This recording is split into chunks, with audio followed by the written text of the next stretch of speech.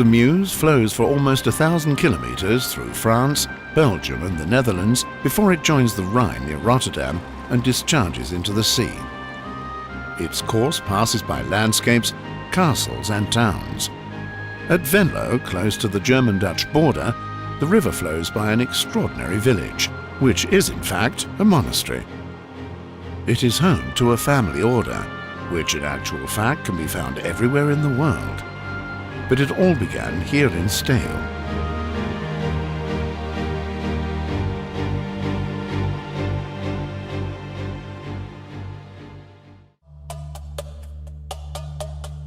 Europe in the second half of the 19th century. A new spirit of optimism is prevalent. Across the globe, the major powers are establishing colonies. Germany is also determined to secure its influence and the growing demand for raw materials. Arnold Janssen, a young priest, is driven by another concept. He does not see the world as a huge raw materials warehouse. He doesn't want to import anything. He wants to give the world something, the message of God's love. Janssen wants to spread the gospel to all four corners of the earth. But he cannot begin his undertaking in Germany. Bismarck's government is at war with the clergy and is determined to repress the church's influence. A house of training for missionaries would be unthinkable here. Janssen decides to cross the border.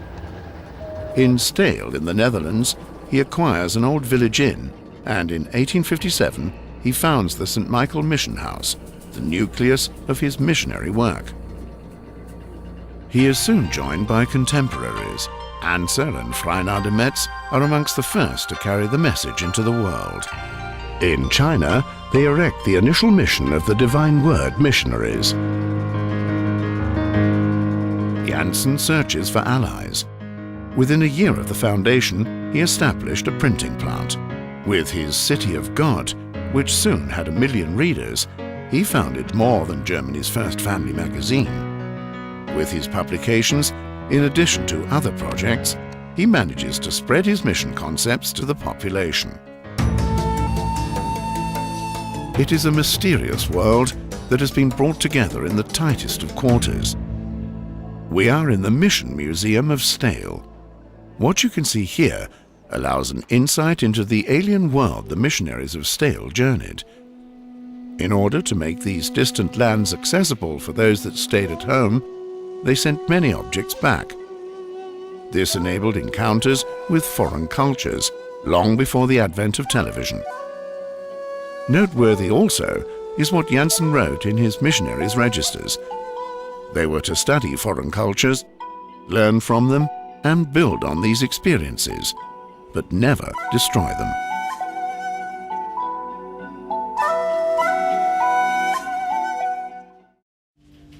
Here, the blind can see again, an eye-operating theatre in the highlands of Papua New Guinea.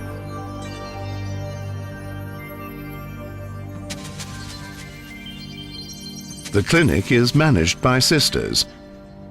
These mission nuns also belong to the Steyl order family. Janssen, the founder, quickly recognized that his mission organization required the specific abilities of a woman. Just like the missionaries, they went out into the world as nurses, as midwives, as teachers. Neither hardship nor danger could prevent them from finding their way to the people. An inoculation campaign in the Sepik region of Papua New Guinea. Thousands of children would not be alive today if the sisters didn't regularly return here with the protective vaccine. Without Sister Dorota, 10,000 women and men living in these marshlands would have absolutely no medical care. Whether in the bush of Papua New Guinea, the mountain regions of the Philippines, or in one of the 70 other countries of the world in which the Steyl missionaries are active, it is all about caring for the next man or woman as if he or she was your own brother or sister. This is how the Steyl family understands the word mission.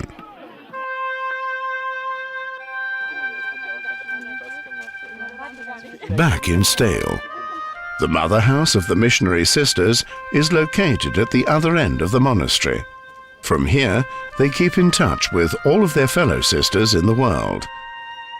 In the entrance hall, there is a tree that shows in ever-changing ramifications how the female branch of the order assumes new challenges.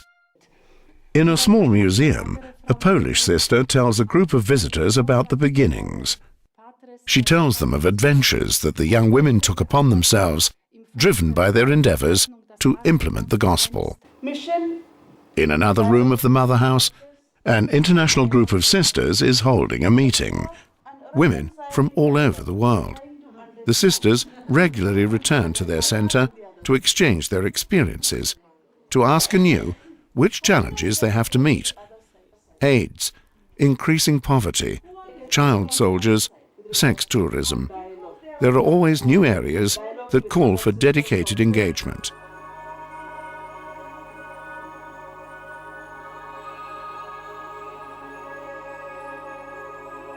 The chapel of the Church of the Mother House. A shrine stands here, the final burying place of the fellow founders of the missionary sisters, Hendrina Steenmans and Helena Stollenberg. The church venerates the two sisters as blessed because they committed their lives to God's work. Jansen himself was laid to rest in Steyl too. The grave of the founder in the lower church of St. Michael's is the core of Steyl. Thousands of pilgrims, including missionaries, both male and female, make for Steyl on a pilgrimage every year. But there are many others who feel a bond with this great man even before his canonization in 2003. Jansen was not only a restless spirit, a man of action, an organizer. He was also a man of prayers. Prayers were to accompany his life's work, a matter so important to him that he founded a third religious order dedicated to this.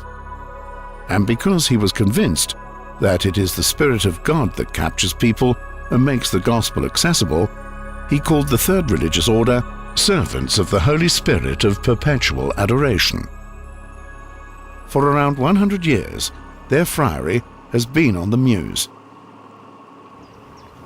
Whoever enters here is not about to enter into the world. The women that live here have initially closed the door to the world behind them.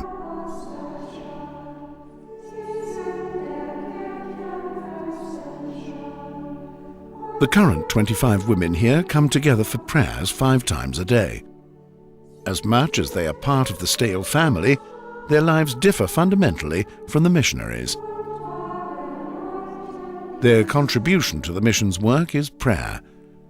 Without prayer, and of this Arnold Jansen was convinced, all missionary endeavors are purposeless. And thus, the prayers of the Pink Sisters, correspondent to their clothing, support the missionary work. Much has changed since the foundation. Back then, missionaries went out into the world, but today, missionaries from Asia, Oceania, Africa and South America come here. Their rows have become more colorful, an internationality which is also reflected in the services. The global bond between all Christians, yes, between all people, is tangible here in the Steyl family order. No one shall be excluded because of their origins or culture, and so the ferry in front of the minster has long since become a symbol of the monastery. It has surmounted the insurmountable, has become a bridge. And Arnold Jansen wanted nothing more when he founded his mission. All people should become brothers and sisters in the spirit of Jesus Christ, a vision that began in Steyl and went out into the world.